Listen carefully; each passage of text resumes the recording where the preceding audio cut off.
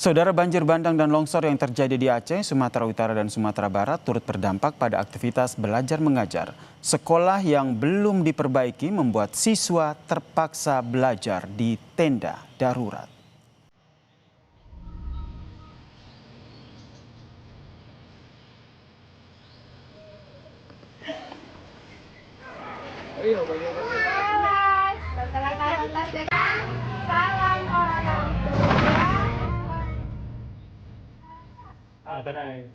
Mengenakan pakaian seadanya, Fona, siswi SMAN 2 Pidijaya Aceh, berjalan menuju ruang kelasnya yang kini sudah rusak diterjang banjir bandang. Lumpur yang mengering berubah menjadi timbunan tanah yang menutupi hampir seluruh bangunan sekolah. Kondisi inilah yang membuat Fona dan juga siswa lainnya terpaksa belajar di tenda darurat lantaran bangunan sekolah yang belum juga diperbaiki. Siswa pun datang dengan kondisi seadanya. Jangankan membawa alat tulis, seragam sekolah pun masih belum ada yang punya. Tapi baju sekolah gitu yang hanyut. Kayak baju sekolah itu aja. Ya, lemparnya sekolah.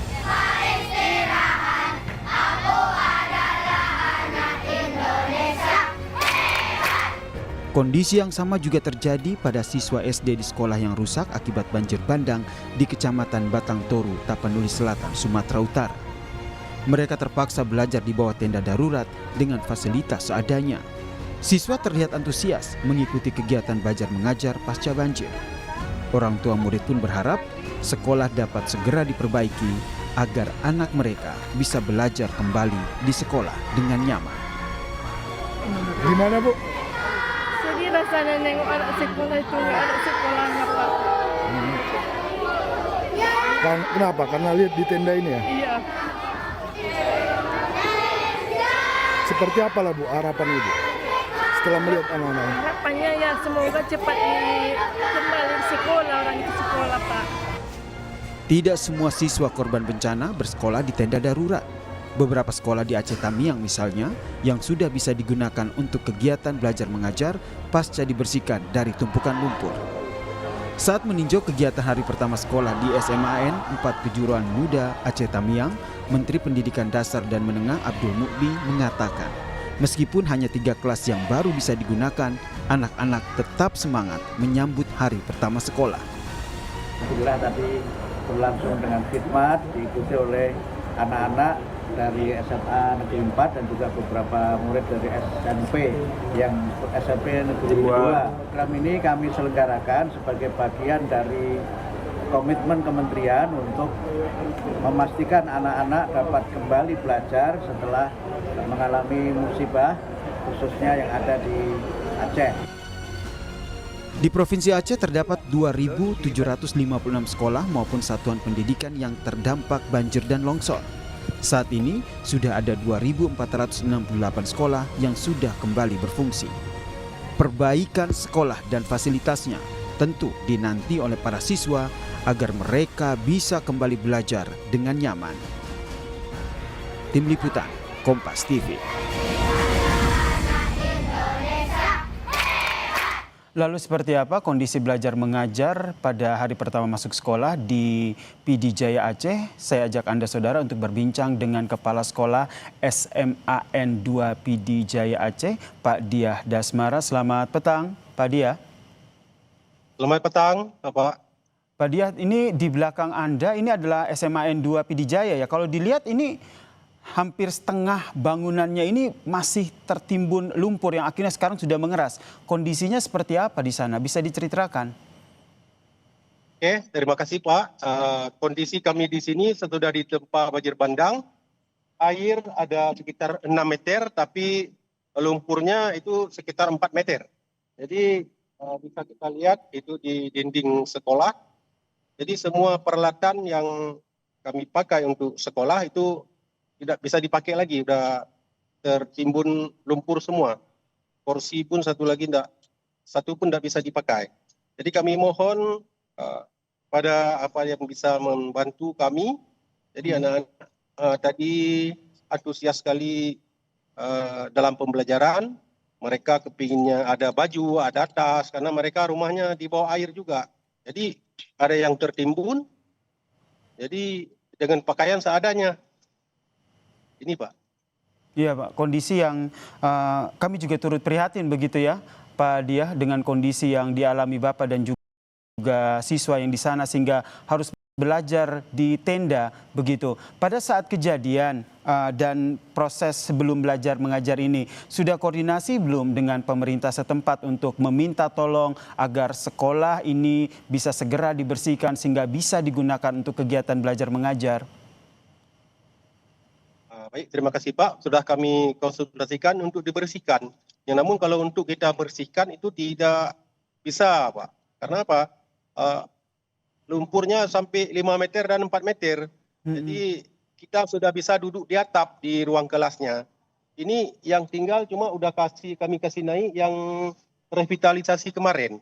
Jadi ini udah kami tinggikan 1,5 meter, terus ditambah lagi lumpurnya udah 1,5 meter. Jadi di dalamnya sudah udah kena kepala kalau kita masuk. Ya, ini kondisinya juga terlihat di sini sudah hampir sampai di atap begitu ya, tumpukan lumpur yang sekarang sudah mengering dan akhirnya tidak bisa digunakan untuk sekolah. Tapi tadi sudah melakukan kegiatan belajar mengajar di tenda darurat begitu. Berapa jumlah siswa yang bisa mengikuti kegiatan belajar mengajar ini?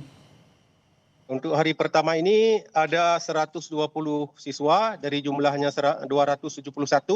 Karena kami sudah me-WA semua di grup, yang namun mereka tidak punya HP lagi. Jadi belum tahu. Jadi besok kami suruh datang anak-anak yang sudah datang bahwa sekolah sudah mulai, kami suruh jemput ke rumahnya, suruh kasih tahu sudah datang. Karena mereka rumahnya hanyut, ya apalagi HP-nya. Ya penting siswanya selamat dulu Pak. Bisa diceritakan tadi sempat juga diliput oleh tim Kompas TV bagaimana kegiatan belajar mengajar di tenda. Tadi juga dilihat ada yang siswa bahkan tidak mengenakan seragam, tidak membawa alat tulis. Kondisinya seperti apa saat belajar mengajar di tenda ini? Ya, mereka waktu saat belajar proses belajar mengajar mereka sangat merindukan. Karena sudah 1 bulan kami libur.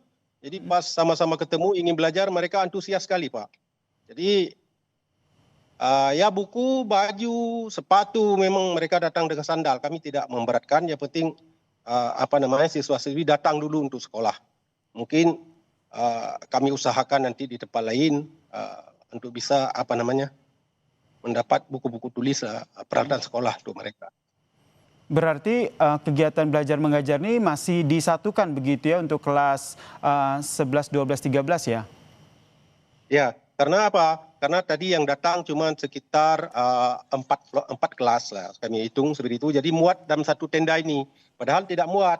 Tapi karena hari pertama, karena ada datang Bapak Wakapolres juga memberi motivasi, kami kumpulkan dulu sebentar. Mungkin besok kami sudah duduk di bawah pohon dengan alasnya tikar. Kami akan melaksanakan pembelajaran seperti biasa, walaupun di luar. Berarti kelas 10, kelas 11, dan kelas 12 ini siswanya masih disatukan dalam satu tenda ya. Apa yang paling dibutuhkan saat ini? Karena mau tidak mau kegiatan belajar mengajar harus terus berjalan meski dalam kondisi yang serba terbatas. Iya Pak.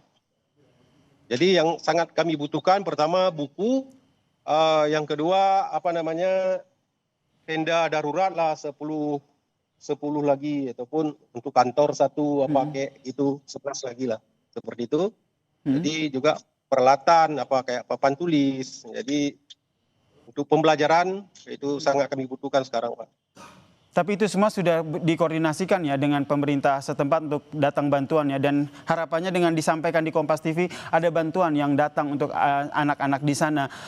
Rencana ke depan Pak Kepala Sekolah, apakah nanti sudah ada gambaran dari pemerintah begitu bahwa akan dibersihkan lumpur yang menutupi sekolah ini sehingga betul-betul ke depannya bisa digunakan kembali untuk belajar mengajar?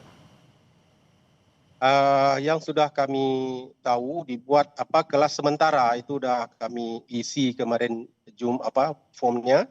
Jadi mereka akan membuat 11 kelas sementara. Oke.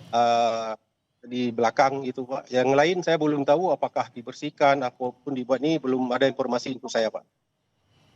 Baik, terima kasih Pak Diasmara. Semoga kita berharap ya bantuan segera datang dan siswa Bapak bisa belajar dengan nyaman dan tetap semangat di tengah keterbatasan pasca bencana. Salam sehat. Oke, salam sehat Pak. Oke, terima kasih. Assalamualaikum warahmatullahi wabarakatuh.